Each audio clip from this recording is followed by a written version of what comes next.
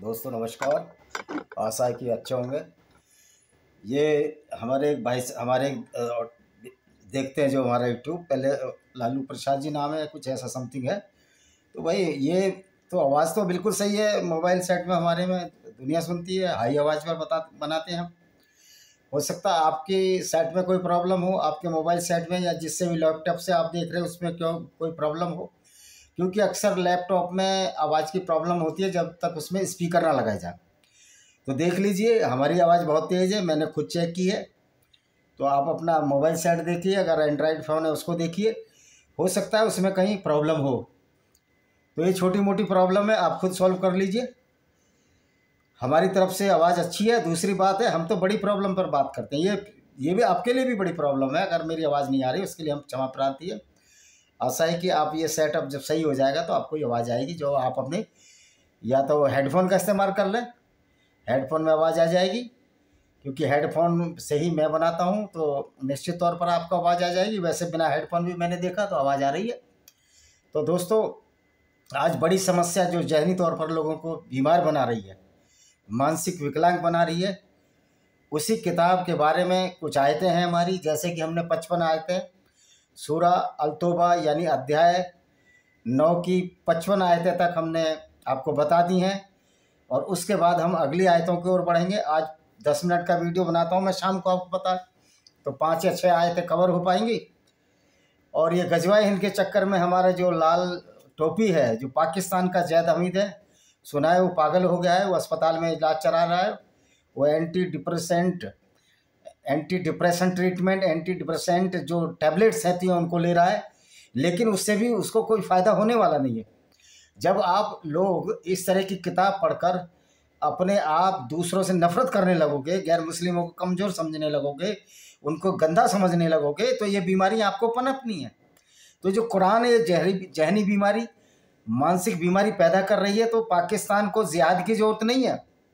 हमारे उन मुस्लिम भाइयों को जो 100% इस्लाम को मानते हैं और वैसा ही अमल करना चाहते हैं, यानी कि गैर मुस्लिमों को कत्ल करना आदि आदि, तो उनको जो जिहाद असगर के शौकीन हैं, यानी कि जिसमें पूरी दुनिया में जिहाद करके इस्लाम फैलाना है, तो उनको ज़रूरत है मेंटल हॉस्पिटल्स की।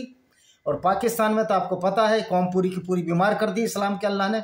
और मज़े की बात देखिए, इतने जहनी तौर पर ये बीमार हो गए हैं कि इनके जो आइकॉन है वो कौन है? नादिर शाह है, तैमूर लंग है, अहमद शाह अब्दाली है, मोहम्मद गौरी और मोहम्मद गजनवी हैं, जो हमारे पाकिस्तान के भाई हैं। वो पहले हिंदू थे, बाद में बौद्ध हुए होंगे। बौद्ध हिंदू से तो पहले हो नहीं सकते। ये बौद्धों का दावा है कि पहले बौद्ध थे। बौद्ध जुम्मा 4-5 दिन का ये धर्म है। 20-2500 साल पहले धर्म भी नहीं, ये तो पंथ है। ये तो कोई रिलीजन नहीं है, ये तो पंथ है। एक व्यक्ति द्वारा चलाए हुए पंथ कहलाते हैं, कम्युनिटी चला या संप्रदाय कहलाते हैं। तो धर्म के नाम की तो कोई चीज़ है नहीं इस चीज़ में। सारे कॉन्सेप्ट जो इन्होंने सनातन वैदिक धर्म से लिए। तो बुद्धिस्ट थे, हिंदू थे, उसके बाद बुद्धिस्ट बने। और तुम्हारे जो परनानी है, जो फोर फादर, जो वुमेन है, उनके साथ बलात्कार हुए, क्योंकि जो तुर्क और अरबी लोग सेनाएं तुलाते नहीं थे।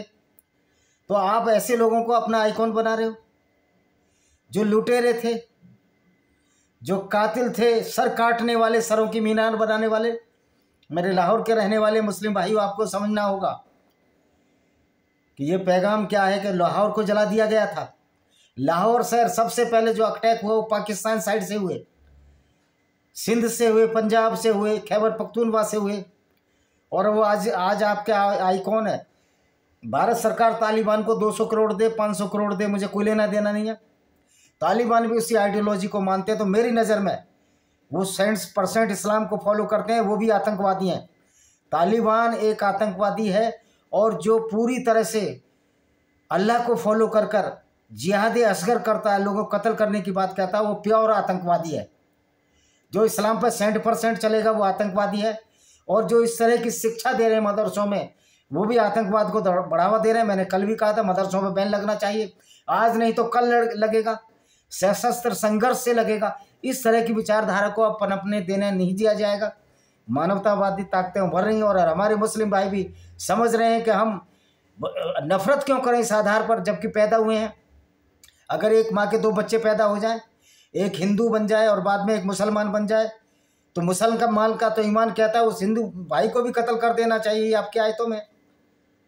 तो ये सब जो हाइपोथेटिक है, जो ये परिकल्पना है, परिकल्पना पर जीना सोचो, सच्चाई को मानो, ये जिहादवाद कुछ नहीं होना।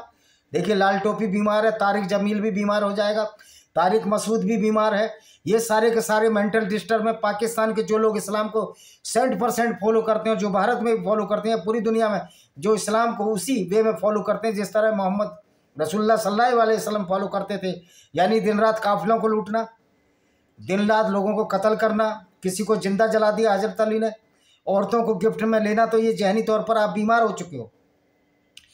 मोहम्मद साहब भी मेंटली डिस्टर्ब थे, क्योंकि जान अली सीना की किताब में उनको मिर्गी के दौरे आते थे, इसलिए उनकी दाई हलीमा, जिन्होंने उनको, जो उनकी माँ फातिमा ने, फातिमा थी इनकी माँ, फातिमा थी नहीं, अमीना बी ने, फातिमा तो इनकी लड़की थी, अमीना बी ने उनको दाई हलीमा के यहाँ छोड़ दिया। तो दाई हलीमा भी इनको 2 साल बाद 3 साल बाद वापस कर गई कि इसको तो जिन्न आते हैं, उनको बेचारों को पता ही नहीं था, इनको मेंटल डिस्टर्बेंस थी, इनके कानों में घंटी बजती थी, टन टन की आवाज़ें आती थी, और मज़े की बात है उसमें भी इनको होश था कि किस तरह औरतों को लूटना है, उनके साथ इंटरकोर्स करना, किस तरह लस्ट को अपनी फलफूल करना, और किस तरह से काफिले लूटकर 20% हिस्सा अपने को रखना। तो आज ये 5 आयतें और बता देते हैं, अब टाइम इतना ही बचा है, 4 मिनट का वीडियो और बचा है।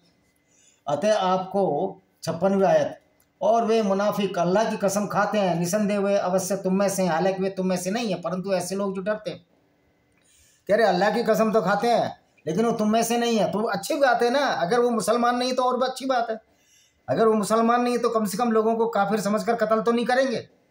तो मुसलमान से तो वो अच्छे हैं जो इस्लाम को नहीं मानते कुरान के हिसाब से। अगर कोई मुसलमान हिंदू से दोस्ती कर रहा है तो अच्छा इंसान है, लेकिन वो अच्छा मुसलमान नहीं है कुरान की नज़र में। 57वीं आयत, यदि कोई शरण स्थल या कोई गुफाओं में या घुसने की जगह पाएँ तो अवश्य ही बगट्टू उसकी ओर लौट आएंगे। कह रहा अगर वो गुफा में छिपने की जगह कहाँ है तो लड़ाई में नहीं जाएंगे। भाई क्यों जाए लड़ाई में? मोहम्मद साहब तुम तो औरतें लूटने जा रहे हो, तो बद अच्छा बदनाम बुरा, वो भी बेचारे बदनाम हो जाते जो आज नहीं गए, जिसको अबू लहब को ये अबू जहल कहते हैं, वो तुमसे बहुत अच्छा पैगंबर साहब, उसने औरतें नहीं लूटी। और हमारे मुस्लिम भाइयों की तो आंख पर पर्दा पड़ गया, ऐसा पैगंबर है। अबू जहल को कहते हैं अबू जहल है, अबू लहब का अबू जहल नाम बदल दिया। अबू जहल तो मोहम्मद से लाख गुना अच्छा है, मोहम्मद साहब से तो रावण भी लाख गुना अच्छा है, जिसने सीता को हाथ तक नहीं लगाया, सीता को अशोक वाटिका में रखा। अगर ये रसूलुल्लाह होते तो देखो किस तरह इन्होंने सफिया का क्या हाल बनाया, उसके पिता को, उसके पति को कत्ल कर उसी रात उसके साथ इंटरकोर्स किया। ये स्लेप्ट विद हर, बेशर्मी की इंतहा है, ये लानत है। उनमें से कुछ लोग ऐसे हैं जो सदकों के वितरण के बारे में आप पर दोष लगाते हैं, फिर भी यदि उन्हें दे दिया जाए तो प्रसन्न हो जाते हैं, यदि उन्हें न दिया जाए। कह रहे जो सदके हैं ना, मोहम्मद क्या करते थे, पहले लूटते थे और सारा माल अपने पास रख लेते थे, अल्लाह अल्लाह जपना, सारा माल अपना। तब लोगों ने विरोध करना शुरू किया, भाई मोहम्मद लड़ाई तो हम लड़ते हैं, तुम तो पीछे रहते हो। मोहम्मद तो किसी लड़ाई में डायरेक्ट भाग ही नहीं लेते थे, एक दो लड़ाई को छोड़कर। ये तो इतने डरपोक थे कि एक बार लड़ाई में लड़े, उद की लड़ाई में डबल कवच पहन लिया इन्होंने। उसके बाद जो जिस बेचारे का कवच इन्होंने छीना, वो बेचारा मर गया उस लड़ाई में, और मोहम्मद साहब के 2 दांत टूट गए, मुर्दों के बीच में घुस गए कि कोई मुझे देख ना ले। तो भाई यही कह रहे थे कि उनको कुछ अच्छा दे दिया जाए तो खुश हो जाते हैं। भाई तुम सारा ही सबका लूट का माल तो तुम खुद रख रहे थे, फिर बाद में ये आयत आ गई कि 20% मोहम्मद लेंगे, तो अभी भी 20% अकेला आदमी। ये देखो कितनी धनलिप्सासी, और लोगों को बेवकूफ़ बना दिया मोहम्मद साहब ने। तो ये दुनिया कुछ नहीं है, तू भारी दुनिया। तो फिर यहाँ क्यों लूट मचाई भाई? यहाँ क्यों औरतें लूटी? जब 72 हो रहे वहीं दे रहे थे तो वहीं ले लेते, क्योंकि ये दुनिया तो कुछ से है नहीं। ये तो मरने के बाद की दुनिया इस्लाम में शुरू होती है। ये तो LIC की पॉलिसी है, इस्लाम एक LIC की पॉलिसी है कि मरने के बाद जरूर मिल जाएगा, लेकिन गारंटी कुछ की नहीं है। LIC की पॉलिसी गारंटी है, पर इस्लाम की पॉलिसी कोई गारंटी नहीं है। और ये हमारे जो मैं कॉमेडियनों के शो देखता हूँ पाकिस्तान के, अल्लाह अल्लाह सुबहान अल्लाह करते रहते हो, ये अपनी मूर्खता ही दिखाते हो। जैसे रिजवान जहीर ने यहाँ नमाज पढ़ के दिखाई, उसके लिए नमाज पढ़ी, उस अल्लाह के लिए जो क्रूर और अत्याचारी और जो लूट करवाता है मुसलमानों से। शर्म आनी चाहिए, दूर फुटे मुँह, किस तरह के लोग हो तुम।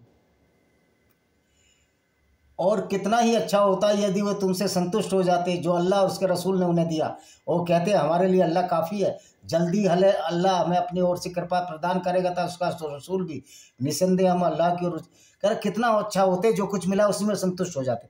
यानी कि मोहम्मद से ऐसा नहीं मांगते हो, मोहम्मद साहब को धन की इतनी लिप्साती है, कितना बड़ा बाग खरीद लिया था मोहम्मद ने, जो एक गिफ्ट में औरत ली थी। इन्होंने उपहार में एक औरत ली, मारिया अल-किबतिया, ईसाई औरत, उसको वहाँ बागान में छोड़ दिया था और वो हजारों लाखों दिनार की कमाई उस समय कर रहे थे और लोगों को बेवकूफ़ बना दिया मोहम्मद ने। ये दुनिया कुछ नहीं है, आखिरी दुनिया है। वो तो फिर 72 उरे वहाँ मिल रही, यहाँ औरतें क्यों लूटता रहा मोहम्मद साहब? औरतों को बाजारों में भी क्यों बेचते रहे? तफसीर रसूलुल्लाह में इब्ने इसाक ने साफ साफ लिखा है, जो मोहम्मद की मृत्यु के 7 साल बाद हुए, कि मोहम्मद ने बनु कुरैज़ा यहूदी औरतों को वहाँ अटैक किया, उनको ज़बरदस्ती बाजारों में बेचा। चैप्टर 83 465 पेज पर साफ साफ लिखा हुआ है। और ये आपके ही लोग लिखते हैं, हम नहीं लिखते। ये तारिक मसूद, तारिक जमील और जितने भारत के अल रहमानी, ये जहनी तौर पर पागल हो चुके हैं, मरीज है, मेंटल डिसऑर्डर है इन लोगों को, जो इस्लाम को यहाँ टीवी पर चीख चीख कर उसको डिफेंड करने की कोशिश करते हैं। पागल हो चुके हैं, इनको कुछ पता ही नहीं, इनको अच्छा भला क्या है, इनका मस्तिष्क जो निश्चेतन हो चुका है, ये सोचते ही नहीं। इनको इंसानियत की न परवाह है, न इनको परवाह किसी ईमान की, जय बोलो बेईमान की। तो ये वो लोग हैं, हालांकि ये कहते हैं हम ईमान वाले। भाई जो इस्लाम में ईमान रखता है वही तो सबसे बड़ा बेईमान है, वही तो झूठ बोलता है, कि मोहम्मद ने भी झूठ बोलने के लिए कह दिया था। जब काब बिन असराफ को मरवाया, जो मोहम्मद के खिलाफ कविता लिखता था, इन्होंने कहा जाओ, मोहम्मद ने अपने साथियों से कहो हमारी मोहम्मद से लड़ाई हो गई है। ये उसके घर गए और उसको धोखे से मार डाला, उसके बाल पकड़ के। तो ये धोखाधड़ी तो आप मोहम्मद साहब से ही सिखाते हैं। ज़कात तक केवल फ़कीर और मिस्किनों के लिए, उस पर नियुक्त कार्यकर्ताओं के लिए। ज़कात का मतलब है जो गरीबों को बांटा जाता है। और ये बांटते कहाँ से लेते थे? यहूदियों के काफिले लूटना, गैर मुस्लिमों को लूटना और उसमें ज़कात बांटना आपस में गरीबों। और तो इसका मतलब है इस्लाम एक गिरोहबंदी है, जो सिर्फ मुसलमानों के फ़ायदे की बात करता है, गैर मुस्लिमों के फ़ायदे की बात ही नहीं करता। तथा उनके लिए है जो दिलों को परचाना और अभिष्टों दास मुक्त करने में, मैं कह रहा हूँ दास को मुक्त करते थे। ये कहते हैं मौलाना वो दास मुक्त करते थे, तो मोहम्मद दास बनाते ही क्यों थे? और मोहम्मद विधवाओं से शादी करते थे, तो विधवाओं को भी तो मोहम्मद ने विधवा बनाई थी। सफिया को मोहम्मद ने विधवा बनाया, जुहैरिया को मोहम्मद ने विधवा बनाया। उससे भी नंबर भरा तो एक लड़की गिफ्ट में ले ली, मारिया अल-किबतिया, जो कॉप्टिक ईसाई थी। क्रिश्चियन गवर्नर अल-मकूकस, जो अलेक्जेंड्रिया गवर्नर था, ये आपकी किताबों में लिखा है। और औरतें बेचना शुरू कर दिया। क्या यार किस तरह की है? तो कर्जदारों और तावान भरने और अल्लाह के मार्ग में यात्रियों के लिए ये अल्लाह का मार्ग क्या है? अल्लाह का मार्ग लूट मार का है। ये सराय इसलिए बनाई जाती थी जब इस्लामिक डिबेटर भारत में आए कि सराय में रुकेंगे, फिर अगला काफिला लूटेंगे, फिर औरतों को ये घुड़सवार मुस्लिमों के हिंदुस्तान में खूबसूरत औरतों की तलाश में रहते थे। राजस्थान में एक अहीर औरत के साथ इन्होंने बलात्कार करने की कोशिश की, तो उसको जाटों ने कत्ल किया। ये तो इनकी हिस्ट्री है। तो जो काम मोहम्मद साहब करते थे, औरतों को घूरने का और देखने का, वही ये काम करते थे। चूंकि इनके दिल में काला चोर था, इन्होंने अपनी औरतों को ढक दिया टेंट से, तंबू से, उनको बेचारियों को आधी अकल का बताकर।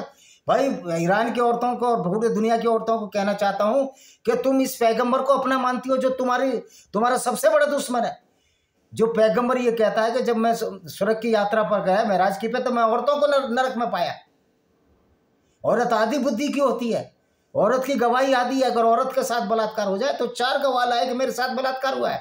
लेकिन अगर मर्द उस औरत के साथ बलात्कार करे मुस्लिम के, तो अगर वो सब 2-4 बार अल्लाह की कसम खा ले और किस गरीब को भोजन करा दे, तो वो कर्ज मुक्त हो जाता है, उसके लिए कोई सजा नहीं। तो ये भेदभाव वाला इस्लाम है। तो इसी के साथ मैं इस वीडियो को विराम देता हूँ। वंदे मातरम, जय हिंद, आपका दिन शुभ हो।